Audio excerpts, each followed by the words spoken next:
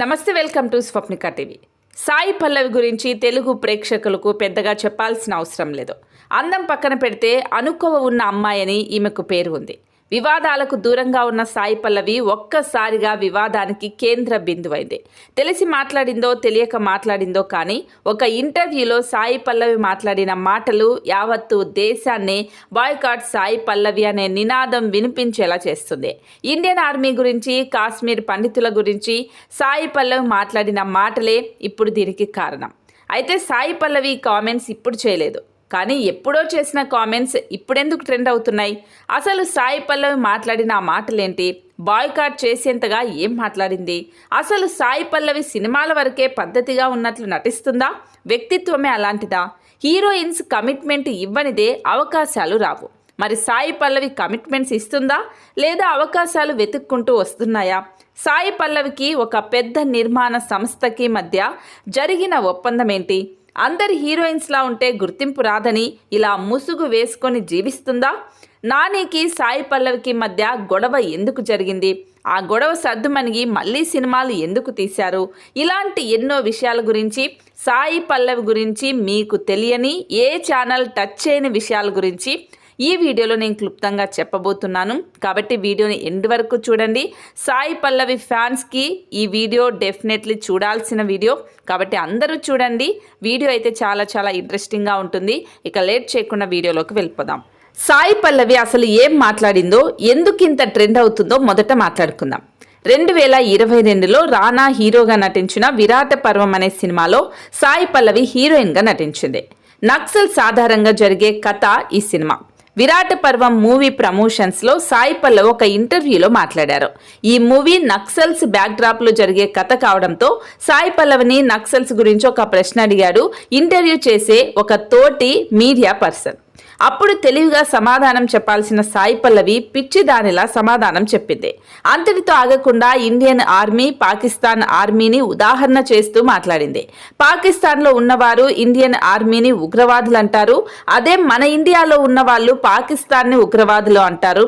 మనం చూసే వైపు మనకు బాగానే ఉంటుంది, ఆ పక్క వాళ్ళే బాగోదు, వాళ్ళ సైడ్ వాళ్ళు కరెక్ట్ అనుకుంటారు, వీళ్ళ సైడ్ వీళ్ళు కరెక్ట్ అనుకుంటారని ఏదో నోటుకొచ్చింది అలా అనేసింది. మళ్ళీ లెఫ్ట్ వింగ్, రైట్ వింగ్ గురించి కూడా మాట్లాడింది. నేను అలా పెరగలేదు, చాలా న్యూట్రల్గా పెరిగానని చెప్తూ ద కాశ్మీర్ ఫైల్స్ మూవీలో హింస గురించి చూపించారు. అలాగే కోవిడ్ టైంలో ఒక బండిలో ఆవును తీసుకెళ్తున్నారు, ఆ బండి నడిపేవాడు ఒక ముస్లిం, వాళ్ళని కొట్టడం, జై శ్రీరామ్ అనడం అంటే వీళ్ళు చేస్తుంది హింసనే కదా అని రామభక్తులను, మన ఇండియన్ ఆర్మీని ఉగ్రవాదులని నోరు పారేసుకుంది సాయి పల్లవి. ఎంతో ఆచితూచి మాట్లాడే సాయి పల్లవి ఇలా మాట్లాడేసరికి ఇప్పుడు ఈ మాటల చుట్టూ మంటలు అంటుకున్నాయి. అంటే సాయి పల్లవి ఎప్పుడో 2022లో మాట్లాడిన మాటలు ఇప్పుడు వైరల్ అవ్వడానికి కారణం సాయి పల్లవి 2 పెద్ద ప్రాజెక్ట్స్లో హీరోయిన్గా నటించడమే. ఈ 2 పెద్ద ప్రాజెక్ట్స్ కూడా అప్పుడు సాయి పల్లవి మాట్లాడిన Indian army, Pakistan army, left wing, right wing, ఆవులు, జై శ్రీరామ్, ఈ కామెంట్స్కి ఈ 2 సినిమాలు ఫుల్ ఆపోజిట్గా ఉండటమే. సాయి పల్లవి తమిళ డైరెక్టర్ రాజ్ కుమార్ డైరెక్షన్లో, కమల్ హాసన్ ప్రొడ్యూసర్గా, శివకార్తికేయన్ హీరోగా అమరన్ అనే సినిమాలో హీరోయిన్గా నటిస్తుంది. ఈ అమరన్ అనే సినిమా ఇండియన్ ఆర్మీల జీవితం ఎలా ఉంటుంది అని నిజ జీవిత ఆధారంగా తీసిన సినిమా. అప్పుడు అలా మాట్లాడి ఇప్పుడు అదే ఆర్మీ మీద సినిమాల్లో నటించడం సిగ్గు లేదా అని ఇప్పుడు సాయి పల్లవి మీద కామెంట్స్ వైరల్ అవుతూ ఉన్నాయి. అలాగే బాలీవుడ్లో ఎంతో ప్రతిష్టాత్మకంగా తీస్తున్న రామాయణం సినిమాలో రణబీర్ కపూర్కి హీరోగా, సాయి పల్లవి సీతగా దీంట్లో చేస్తుంది. ఈ సినిమా కూడా శ్రీరాముడి సినిమా కావడంతో అప్పుడు జై శ్రీరామ్ మీద, ఆవుల మీద చేసిన కామెంట్స్ ఇప్పుడు వైరల్ అవుతున్నాయి. సో అంతేకాకుండా కాశ్మీర్ ఫైల్స్ మూవీలో ఇద్దరిది తప్పే అని తటస్థంగా సమాధానం ఇవ్వడంతో ఇలాంటి మనిషి సీత పాత్ర చేయకూడదు అని బాయ్కాట్ సాయి పల్లవి అని రామభక్తులు నిరసన చేస్తున్నారు.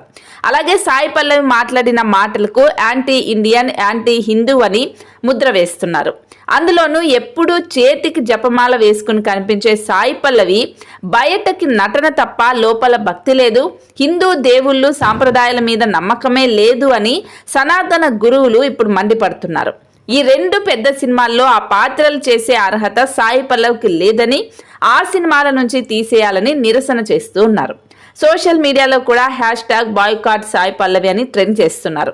బజరంగ్ దళ్ కార్యకర్తలు ఏకంగా హైదరాబాద్లో సాయి పల్లవి మీద కేసు కూడా పెట్టారు.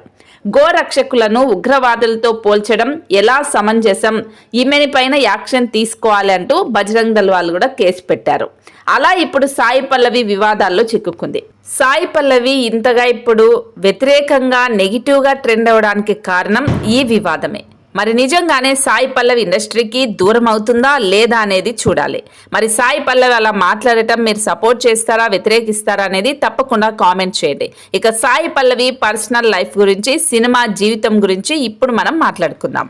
1992 మే 9న తమిళనాడు రాష్ట్రంలో ఊటీకి దగ్గరలో ఉన్న కొత్తగిరి గ్రామంలో రాధామణి, సంతామారయ్య అనే దంపతులకు జన్మించింది సాయి పల్లవి. సాయి పల్లవికి చెల్లెలు పూజ కూడా ఉంది. ఇద్దరు కవల పిల్లలు. సాయి పల్లవి అమ్మ పుట్టపర్తి సాయిబాబా భక్తురాలు. అందుకే పెద్ద కూతురికి సాయి పల్లవి అని పేరు పెట్టింది. సాయి పల్లవి నాన్న కస్టమ్స్ అధికారిగా పనిచేస్తున్నాడు. సాయి పల్లవి అమ్మకి చిన్నప్పటి నుంచి డాన్స్ అంటే బాగా ఇష్టం ఉండేది. అందుకే సాయి పల్లవికి చిన్నప్పటి నుంచి డాన్స్ నేర్పించారు. సాయి పల్లవి ప్రాథమిక విద్యాభ్యాసం అంతా కోయంబత్తూరులోని వాలివా కాన్వెంట్లో చదివారు. సాయి పల్లవి డాన్స్ నేర్చుకుని స్కూల్లో ఏమైనా ఈవెంట్స్ జరిగితే భయం బెరుకు లేకుండా స్టేజ్ ఎక్కి డాన్స్ వేసేది. అలా 5వ తరగతి చదివే టైంలో ఒక ఈవెంట్లో డాన్స్ చేసింది. అక్కడ సాయి పల్లవి డాన్స్ చూసిన ఒక సినిమా డైరెక్టర్ కస్తూర్ మీన్ అనే సినిమాలో మీరా జాస్మిన్ కి క్లాస్మేట్ గా నటించేలా చేశాడు. సాయి పల్లవి వయసు అప్పుడు 10 సంవత్సరాలు. డైరెక్టర్ అప్పుడు తెలివిగా సాయి పల్లవి వయసు కనపడకుండా ప్రొఫైల్లో షూట్ చేశాడు. ఈ మూవీలో ఒక బస్లోనే అలా కనిపించి అలా మాయమైపోతుంది సాయి పల్లవి. ఈ సినిమా 2003లో రిలీజ్ అయింది. ఆ తర్వాత 8వ తరగతిలో ఉన్నప్పుడు ఒక ఈవెంట్లో డాన్స్ చేసింది. అక్కడ సినిమా డైరెక్టర్ దేవా చూసి తాను తీయబోతున్న ధామ్ ధూమ్ అనే సినిమాలో కంగనా రనౌత్ పక్కన చిన్న పాత్ర ఇప్పించాడు. ఈ సినిమా 2008లో వచ్చింది. అలా సాయి పల్లవి స్కూల్ చదివేటప్పుడే 2 సినిమాల్లో నటించింది. సాయి పల్లవి ఇంటర్ చదివేటప్పుడు విజయ్ టీవీలో డాన్స్ షో గురించి ఆడిషన్స్ జరుగుతున్నాయని తెలిసి వాళ్ళమ్మ అక్కడికి తీసుకుని వెళ్లి సాయి పల్లవి పేరిచ్చారు. ఆ తర్వాత సాయి పల్లవిని పిలిపించి ఆడిషన్ ఇచ్చాక ఒలంగియర్ ఆడుతా ప్రభుదేవా అనే షోలో కంటెస్టెంట్ గా సెలెక్ట్ చేశారు. ఈ షో 2008లోనే స్టార్ట్ అయింది. అయితే ఇవన్నీ వాళ్ళ నాన్నకి పెద్దగా ఇష్టం ఉండేది కాదు. కూతురు బాగా చదువుకుని ఉన్నత స్థాయిలో ఉండాలని అనుకునేవారు.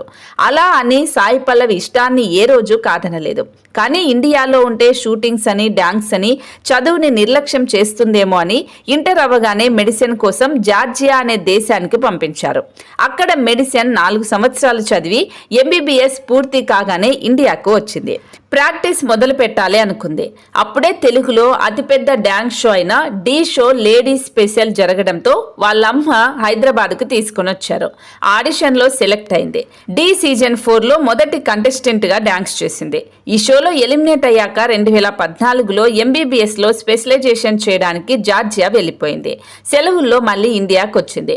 అప్పుడే ప్రేమం మూవీ డైరెక్టర్ మలయాళంలో వన్ ఆఫ్ ద హీరోయిన్గా చేయమని అడిగారు. సాయి పల్లవి సెలవులు అయ్యేలోగా షూటింగ్ చేస్తే మా అమ్మాయి చేయడానికి ఓకే అని చెప్పడంతో డైరెక్టర్ కూడా సరే అన్నారు. అలా సాయి పల్లవి సీన్స్ అన్ని సెలవులు అయ్యేలోగా తీసేశారు డైరెక్టర్. సెలవు అవ్వగానే జార్జియా వెళ్ళిపోయింది సాయి పల్లవి. 2015 మే నెలలో ఈ మూవీ రిలీజ్ అయి సూపర్ డూపర్ హిట్ అయింది. ఇందులో సాయి పల్లవి టీచర్ పాత్ర చేసింది. మలయాళంలో తన డబ్బింగ్ తానే చెప్పుకుంది. ఈ సినిమాను తెలుగులో నాగ చైతన్యతో రీమేక్ చేశారు. ఇందులో సాయి పల్లవి పాత్ర శృతి హాసన్ చేసింది. ప్రేమ మూవీ బ్లాక్ బస్టర్ హిట్ అవడంతో మలయాళ డైరెక్టర్ సమీర్ తహేర్ దుల్కర్ సల్మాన్తో ఒక మూవీ ప్లాన్ చేశాడు. ఇందులో సాయి పల్లవిని హీరోయిన్ గా చేయమని అడిగారు. పెద్ద డైరెక్టర్ పెద్ద హీరో కావడంతో వెంటనే ఒప్పేసుకుంది సాయి పల్లవి. ఈ సినిమా పేరు కలి. ఈ సినిమా 2016 మార్చిలో విడుదల చేశారు. ఈ సినిమా కూడా సూపర్ డూపర్ హిట్ అయింది. ఈ సినిమాను తెలుగులో హే పిల్లగాడ అనే పేరుతో డబ్ చేశారు. 2016లో నటించిన ప్రేమ మూవీకి 2016లో ఉత్తమ నూతన నటిగా ఫిలింఫేర్ అవార్డు తీసుకుంది. కలి సినిమా రిలీజ్ అవ్వకముందే శేఖర్ కమ్ముల మంచి తెలంగాణ అమ్మాయి పాత్ర కోసం హీరోయిన్ ని వెతుకుతున్నారు. అప్పుడే ప్రేమ మూవీ చూశారు. అందులో చేసిన పల్లవి అనే అమ్మాయి బాగుంటుందని శేఖర్ కమ్ముల దిల్ రాజుకు చెప్పారు. సాయి పల్లవి కాంటాక్ట్ కోసం ట్రై చేస్తే ఈమె ఇండియాలో లేదు, జార్జియాలో మెడిసిన్ చదువుతుందని తెలిసింది. ఈలోగా దిల్ రాజుకి చిరాకు వేసి ఇద్దరు హీరోయిన్ హీరోయిన్స్ని సెలెక్ట్ చేశారు. ఆడిషన్ కూడా చేపించారు. కానీ వాళ్ళు ఎవ్వరూ కూడా శేఖర్ కమలాకి నచ్చడం లేదు. అందులోనూ తెలంగాణ అమ్మాయిలా ఎవరూ కుదరడం లేదు. చివరికి 6 నెలల తర్వాత సాయి పల్లవితో మాట్లాడే అవకాశం వచ్చింది. అప్పుడు సాయి పల్లవికి ఫిదా మూవీ కథ మొత్తం చెప్పాడు. అప్పుడు సాయి పల్లవికి ఫిదా మూవీ కథ చెప్పిన తర్వాత ఈ పాత్ర నేను చేయగలనంటారా సార్ అని అడిగింది. శేఖర్ కమల ధైర్యం చెప్పి నటిగా ఉన్నాక అన్ని పాత్రలు చేయాలి, నువ్వు చేయగలవు అని చెప్పారు. ఆ తర్వాత సాయి పల్లవి మూవీ చేయడానికి ఒప్పుకుంది. ఈ మూవీ కోసం తెలంగాణ యాస కొంచెం నేర్చుకుంది కూడా. ఈ సినిమా కొంచెం అమెరికాలో తీశారు. శేఖర్ కమల తీసే విధానం రిలీజ్ అయ్యే వరకు ఎవ్వరికీ అర్థం కాదు. అమెరికాలో అనుకున్న బడ్జెట్ కంటే ఎక్కువే అయింది. అప్పటికే దువ్వాడ జగన్నాథం, రామయ్య, వస్తావయ్య సినిమాలతో ఫ్లాప్తో నష్టాల్లో ఉన్నాడు దిల్ రాజు. సో ఈ బడ్జెట్ చూసి ఇక సినిమా ఆపేద్దాం సార్, ఇప్పుడు నేను అప్పులు చేయలేను అని సినిమా ఆపేశారు దిల్ రాజు. సాయి పల్లవికి ఏం చేయాలో అర్థం కాలేదు. మలయాళంలో కలీ షూటింగ్ అయ్యాక సినిమా రిలీజ్ అయి సూపర్ డూపర్ హిట్ అయింది. ఆ తర్వాత దిల్ రాజుకి కొంచెం నమ్మకం వచ్చింది. అలా తర్వాత శేఖర్ కమలతో సినిమా మళ్ళీ షూట్ చేశారు. ఈ సినిమా కోసం సాయి పల్లవి తెలుగుతో పాటు పొలంలో ట్రాక్టర్ నడపడం కూడా నేర్చుకుంది. ఈ సినిమా 2015 జూలైలో రిలీజ్ చేశారు.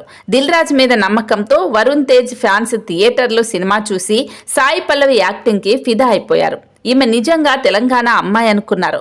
భానుమతి ఒక్కటే పీసు, హైబ్రిడ్ పిల్ల అనే డైలాగ్తో డ్యాన్స్తో సినిమా మొత్తం తన వైపు తిప్పుకుంది.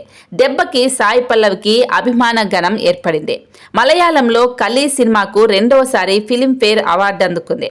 ఆ తర్వాత దిల్ రాజు, నాని హీరోగా ఎంసీఏ సినిమాకి కూడా సాయి పల్లవినే హీరోయిన్గా పెట్టుకున్నాడు. ఈ సినిమా షూటింగ్ జరిగిన కొన్ని రోజులకే సాయి పల్లవికి, నానికి కొన్ని మనస్పర్ధలు వచ్చాయి. ఈ గొడవలో దిల్ రాజు దూరి సద్దుమణిగేలా చేశారు. ఆ సమయంలోనే సాయి పల్లవి నాన్నకి ఆరోగ్యం దెబ్బతినింది. ఆసుపత్రిలో చేరారు. దాంతో సాయి పల్లవి కొన్ని రోజులు షూటింగ్కి రాలేకపోయింది. దీంతో నానికి సాయి పల్లవికి బాగా గొడవలు జరిగాయి. ఈ సినిమా 2017 డిసెంబర్లో రిలీజ్ అయింది. ఈ సినిమా కూడా సూపర్ హిట్ అయింది.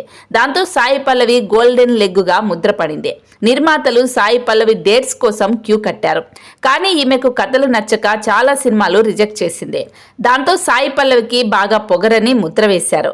ఆ తర్వాత 2018లో తెలుగు, తమిళంలో కనం మూవీలో నటించింది. ఇదే సంవత్సరంలో పడిపడి లేచే మనసు తమిళ్లో ధనుష్తో కలిసి మారిటూలో నటించింది. ఈ మూవీలో రౌడీ బేబీ పాట బాగా హిట్ అయింది. విరాట పర్వంలో నటించి ఇప్పుడు ఈ వివాదంలో చిక్కుకుంది సాయి పల్లవి. అయితే సాయి పల్లవి జార్జియాలో మెడిసిన్ చేసే సమయంలో ఒక అబ్బాయిని ప్రేమించింది.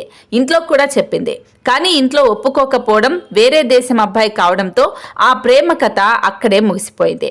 అయితే హీరోయిన్ అవ్వాలి అంటే ఖచ్చితంగా కమిట్మెంట్ ఉండాల్సిందే.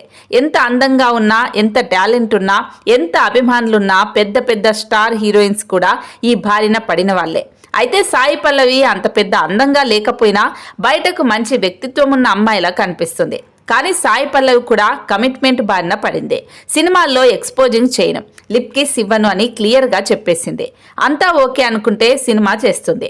అయితే ఏషియన్ ఫిలిమ్స్ బ్యానర్లో సాయి పల్లవి ఒక ఒప్పంద పత్రం ఇచ్చింది. సాయి పల్లవి ఏ సినిమా చేసినా, ఏ యాడ్ చేసినా, ఏ పని చేయాలన్నా ఏషియన్ నిర్మాణ సంస్థ ఒప్పందం ప్రకారం చేయాలి. అందుకే సాయి పల్లవికి ఏషియన్ నెట్ అవార్డ్స్ 2 ఇచ్చారు. అలాగే ఏషియన్ విజన్ అవార్డు కూడా ఇచ్చారు. మొత్తం 3 అవార్డ్స్ సాయి పల్లవికే ఇచ్చారు ఏషియన్ నిర్మాణ సంస్థ వాళ్ళు.